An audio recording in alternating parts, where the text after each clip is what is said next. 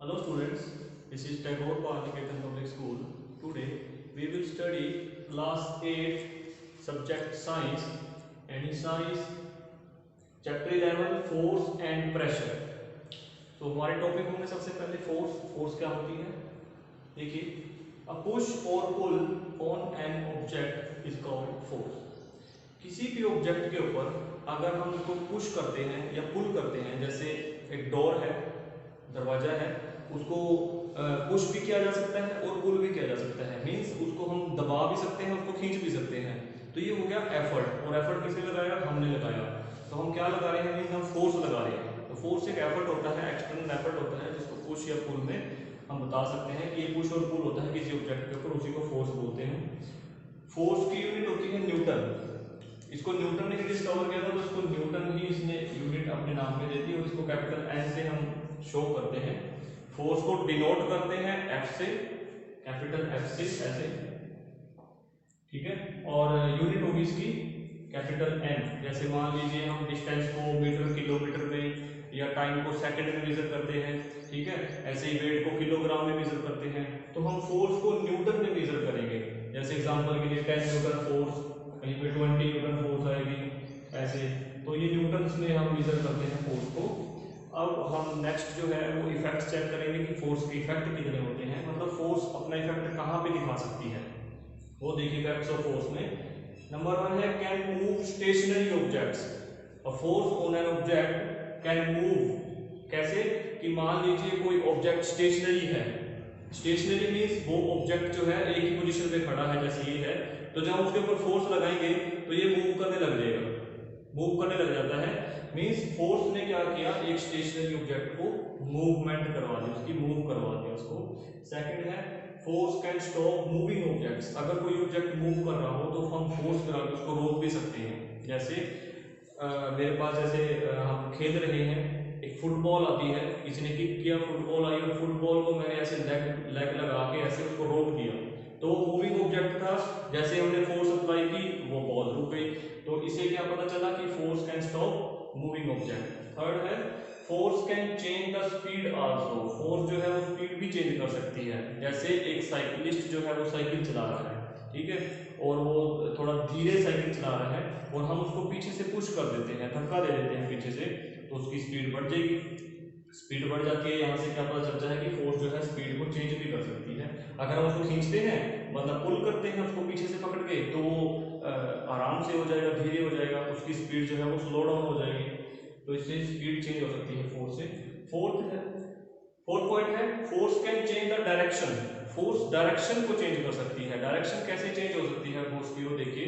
Late करते हैं cricket खेलते हैं, जैसे क्रिकेटर जो है वो क्रिकेट खेलते हैं, तो जैसे उनके पास बॉल आती है, बॉलर ने बॉल को थ्रो किया, बॉल आई उनके पास, और बैट से वो बैट्समैन जैसे स्ट्रोक खेलता है, वो बॉल पहले इधर से आ रही थी, ये डायरेक्शन थी, पहले उसकी डायरेक्शन इस तरफ थी, जो बॉल इधर जा रही है। जब उसने उसको पुश कर दिया, मतलब एक शॉट ले लिया, तो उसके बाद वो बॉल इस डायरेक्शन में चली जाती है, ठीक है। मतलब उसकी डायरेक्शन जो है फोर्स ने क्या कर दी, चेंज कर दी। तो इससे फोर्स जो है डायरेक्शन चेंज कर सकती है। और फिफ्थ पॉइंट है last, force can change size and shape.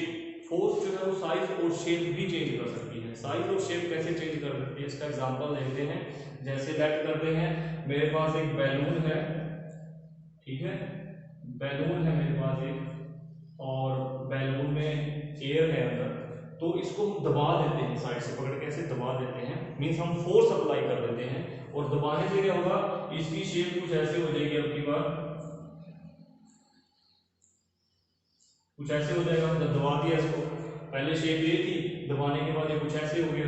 तो मींस इसका देखिए शेप कैसे थी, पहले थोड़ी राउंड थी, अब ये थोड़ा लेंथ में हो गया है, मतलब इसकी शेप चेंज हो चुकी है, ठीक है। ऐसे ही साइज भी चेंज कर सकते हैं। साइज कैसे चेंज होता है फोर्स से, उसमें एग्जांपल देंगे हम एक स्प्रिंग का, ठीक है। जैसे मेरे पास एक स्प्रिंग होता है, स्प्रिंग, उस स्प्रिंग को लेते हैं, लेट करते हैं, ये स्प्रिंग है, ऐसे इतना सा स्प्रिंग है, तो हम फोर्स अप्लाई करते हैं, इस स्प्रिंग को दोनों तरफ से पकड़ के खींच देते हैं, और खींचने से क्या होगा, इसका साइज जो है बढ़ जाता है। पहले इसकी लेंथ जो है वो इतनी थी, अब इसकी लेंथ बढ़ के यहाँ तक हो चुकी है, मींस इसका साइज इंक्रीज हो गया है, बढ़ गया है। किया किसने, फोर्स ने।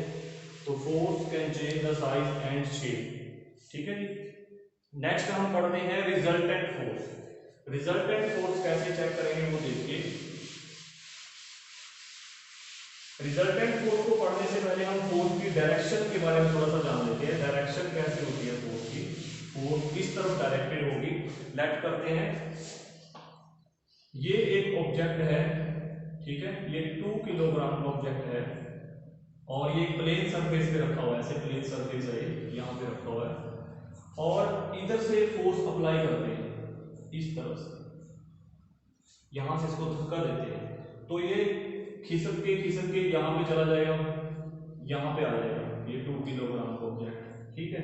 तो मींस इस अगर यहाँ पे इस ऑब्जेक्ट को देखें तो फोर्स की डायरेक्शन किस तरफ है, इस तरफ, मतलब फोर्स जो है इस तरफ लग रही है, तभी तो वो यहाँ से यहाँ पे चला गया।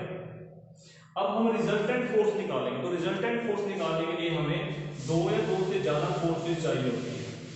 फॉर एग्जाम्पल, जैसे मेरे पास एक कार है, ठीक है, तो कार बना लेते हैं। कार वैसे अच्छी नहीं बनेगी थोड़ी सी, फिर भी चलो आपको पसंद आएगी वैसे मेरी कार, देखिए। और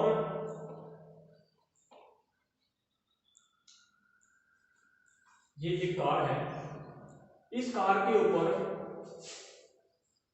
फोर्स लगाते हैं एक तरफ से, कैसे, 2 पर्सन है और वो 2 पर्सन इस तरफ से धक्का देते हैं कार को, ठीक है। मतलब मैं एरो लगा देता हूं, जैसे ये और ये, ठीक। फोर्स को हम किस में मेजर करते हैं, न्यूटन में। तो लेट कर लेते हैं, इसने 40 न्यूटन की फोर्स लगाई एक पर्सन ने और दूसरे पर्सन ने 50 न्यूटन की फोर्स लगाई, तो होगा क्या, ये कार आगे चली जाएगी, थोड़ा आगे खिंची जाएगी, ऐसे रिजल्टेंट जो है इसका आगे हो जाएगी और ये यहाँ से हट के थोड़ा सा यहाँ पे मूव कर जाएगी। तो अब हमें रिजल्टेंट फोर्स निकालनी है। तो रिजल्टेंट हम लेट कर लेते हैं, ये फोर्स जो थी वो F1 थी और इस फोर्स को हम F2 मान लेते हैं, तो ठीक है। तो रिजल्टेंट फोर्स जो होगी वो होगी F और ये क्या आएगी, दोनों का plus, F1 plus F2 means 40 Newton plus 50 Newton, कितना हो जाएगा, 90 न्यूटन। तो टोटल फोर्स उस कार के ऊपर 90 न्यूटन लग रही है और वो 90 न्यूटन किस तरफ डायरेक्ट हो रही है, इस तरफ, कि टोटल फोर्स ने इस तरफ डायरेक्ट कर दिया कार को, तो रिजल्टेंट जो है ऐसे 90 हो गया। नेक्स्ट एग्जांपल देखिए इसका रिजल्टेंट का ही, इसी कार का एग्जांपल लेते हैं। नेक्स्ट भी क्या लेट करते हैं कि एक पर्सन है, उसने इस तरफ से 40 न्यूटन की फोर्स लगाई, उसको हमने F1 मान लिया, ठीक है। एक पर्सन और है, उसने यहाँ पे 60 न्यूटन की फोर्स लगाई, इसको हमने F2 मान लिया, ठीक है जी। अगर तो ये 2 पर्सन हैं तो हम इनको रिजल्टेंट कर सकते हैं, इनका रिजल्टेंट बता सकते हैं कि नेट फोर्स कितनी लग रही है कार के ऊपर, ठीक है। कार के हिलने ना हिलने से मतलब नहीं होता, फोर्स देखनी है तो कितनी लग रही है। अब वो फोर्स लगने से हिले या ना हिले वो बाद की बात है, वो बाद का टॉपिक है, वो वर्क डन में आ जाता है, ठीक है। अच्छा, एक एग्जांपल हमने लिया कि 2 पर्सन पीछे से धक्का लगा रहे हैं। लेट करते हैं कि एक जो है बुल है, जिसको बैल बोलते हैं, और वो कार को आगे से पुश कर रहा है और वो 200 न्यूटन की फोर्स लगाता है आगे से। ये F3 लेट कर दिया हमने, F3। 3 फोर्स लग रही है टोटल कार के ऊपर, 2 लग रही है पीछे से जो पर्सन लगा रहे हैं और एक बुल है वो आगे से लगा रहा है इस तरफ। तो नेट जो कार है वो किस तरफ मूव करेगी, तो इसको हम रिजल्टेंट बोलते हैं। इस रिजल्टेंट कैसे निकालेंगे, देखिए ये F3 है, ये F1 और F2 है, नेट F निकालते हैं, F।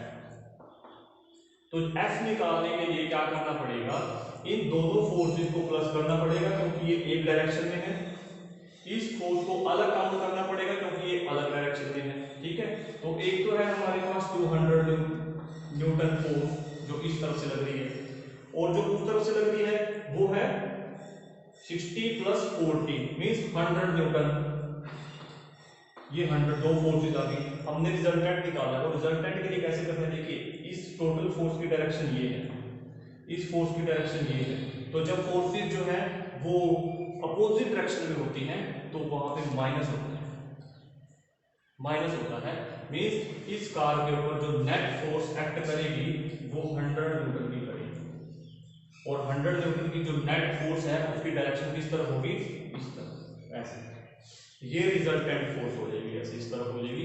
मींस ये कार अब पीछे की तरफ जाएगी, चाहे वो पीछे से बेशक धक्का लगा रहे हैं, पुश कर रहे हैं, आगे से भी कर रहे हैं ये पुश, ठीक है, लेकिन वो जाएगी इस तरफ क्योंकि इसकी फोर्स इन दोनों से ज्यादा है, ठीक है।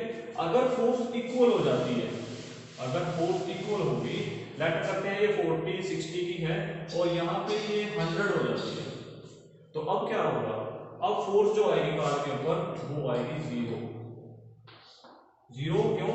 क्योंकि इस तरफ से भी 100 न्यूटन लग रही है इस तरफ, और इस तरफ से 100 न्यूटन इस तरफ लग रही है, दोनों का इफेक्ट क्या हो जाएगा, कैंसिल हो जाएगा और फोर्स मूव नहीं करवा पाएगी कार को, मींस कार मूव नहीं करेगी क्योंकि कार के ऊपर नेट फोर्स कितनी है, जीरो है। तो ऐसे हम रिजल्टेंट निकालते हैं, ठीक है जी। हाँ जी, नेक्स्ट जो है हमारे पास आ जाता है फिर टाइप्स ऑफ फोर्स। टाइप्स में फोर्स के दो टाइप होते हैं, एक होता है कॉन्टैक्ट का टाइप, कॉन्टैक्ट फोर्सेस होती हैं, और दूसरा होता है non contact, contact forces and non contact forces. Next lecture में हम इन्हीं को स्टडी करेंगे कि कॉन्टैक्ट के कितने टाइप होते हैं,